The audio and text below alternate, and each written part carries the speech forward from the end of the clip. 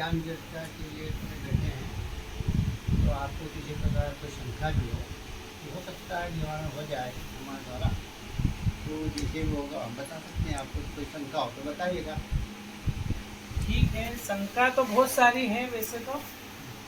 क्योंकि रहती है, कुछ अजीब सा लगता है, ये ज्ञान कुछ समझ में नहीं आता है, क्योंकि विरोध करते हैं। जैसे हमारे परिवार में कबीरपंथी की भी बात होती है, तो वहाँ पे क्या होता है कि विरोध करते हैं। वो बोलते हैं कि अगर कबीर काशी में आए हुए हैं, काशी के कबीर हैं, तो वहाँ के पंडित तो उनका विरोध करते हैं।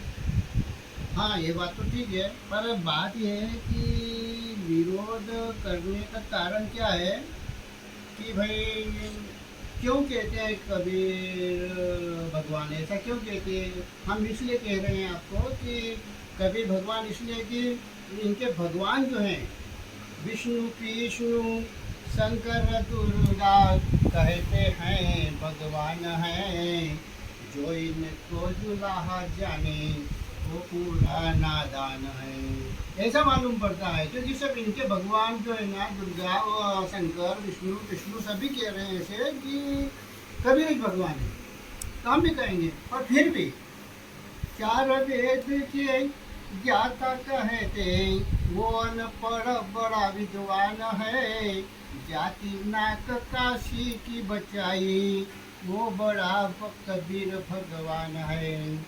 अब यहाँ पर जो तुम पूछ रहे हो भाई काशी के विद्वान क्यों मानते विरोध करते थे, इसका कारण ये है कि एक पद्मनाभ नाम से एक विश्व विजेता पूरे विश्व को जीत करके काशी में पहुंचा, और वहाँ जाकर के कहा काशी वालों मुझे यहाँ आके साक्षात करो, मेरा अपनी हार स्वीकार कर लो।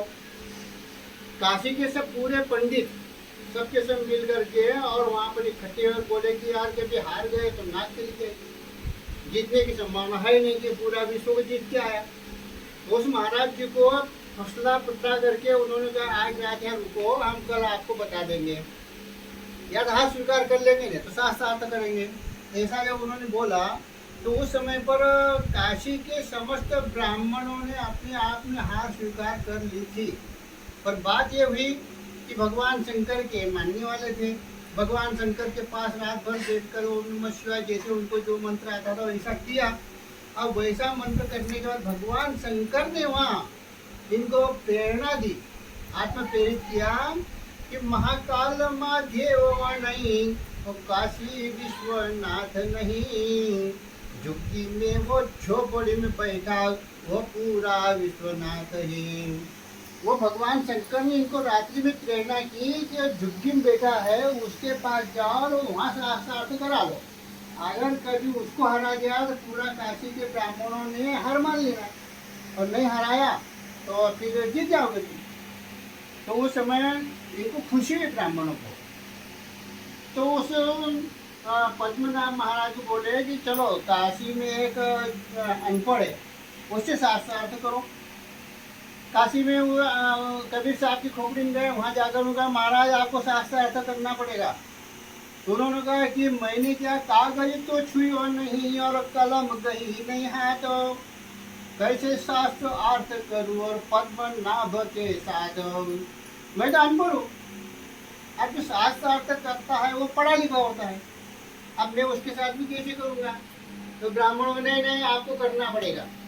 तो कबीर साहब ने कहा कि मैं वहाँ उसके पास में जो उसकी इच्छा मेरे पास आ जाए, मेरे घर बैठा रहूँगा, हार गया तो मेरी दरवाजा लगेगा, सो जाऊँगा।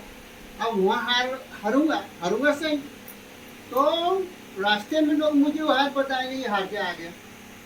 तो उस पद्मनाभ को अनपढ़ के पास ले गए कि लो शास्त्रार्थ करो। अब पद्मनाभ जैसे अनपढ़ के पास बैठा, उसने मैं पढ़ा लिखा हूँ और ये अनपढ़ शास्त्रार्थ, पहले उसको शर्म आ रही कि शास्त्रार्थ बराबरी वालों से करना चाहिए। तो अनपढ़ के सामने बैठे हैं, तो उसी समय पद्मनाभ ने कहा महाराज पूछो प्रश्न। कबीर साहब को बोला महाराज पूछो प्रश्न। तो उस समय कबीर साहब ने मेरा कोई प्रश्न नहीं है तो पूछो क्या, तुम प्रश्न पूछो। उसने कहा मैं अनपढ़ को कैसे प्रश्न पूछूं, मैं पढ़ा लिखा हूँ। तो बार बार ब्राह्मणों ने कहा नहीं नहीं महाराज कुछ भी करो और प्रश्न तुम पूछ लो।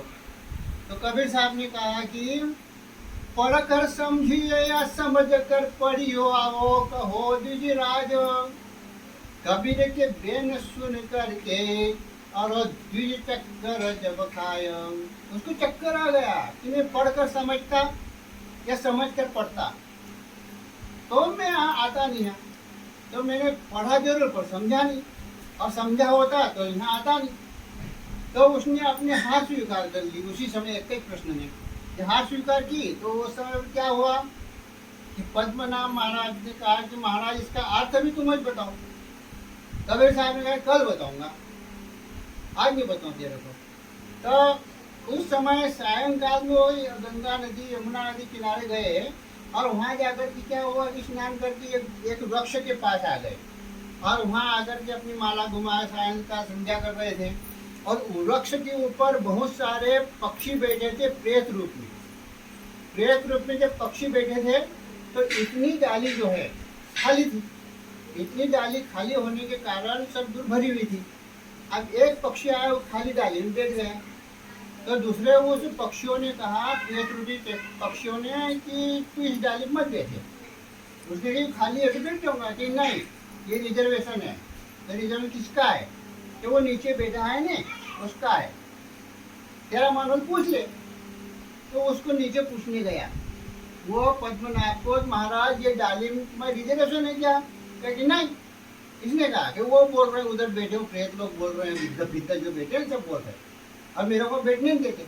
ये डाली क्या है, मैं जानता नहीं कुछ, कैसी की गई ऐसा।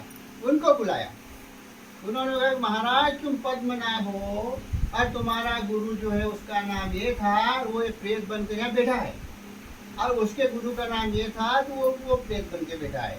और अब तुम भी इतने ज्ञानी होने के बाद भी आप यहाँ प्रेत बनोगे, इस डाली पे आकर बैठोगे, इसलिए डाली खाली आपके लिए है। उसने को इतना विद्वान, इतना काशी में विद्या पाकर के आया सब दूर से, और मैं प्रेत बनूंगा? ऐसा थोड़ी होता है, मैं प्रेत बनूँ। तो प्रेत नहीं बने तो तू किसके पास अभी गया था शास्त्र करने के लिए? उससे नाम दीक्षा ले ले, कल्याण हो जाएगा। नहीं प्रेत बनना जरूरी है, तो तेरे गुरु के गुरु तो प्रेत बन के आ गए, तेरों का भाव यही है। ऐसा कहकर पद्मनाभ ने भी विचार किया कि भाई मैं तो अभी जाऊँ। तो वैसे वो भागता गया और भगवान कबीर साहब के पैरों को पकड़ लिया, और उसी से उन्होंने नाम दीक्षा ली और अपना कल्याण कराया।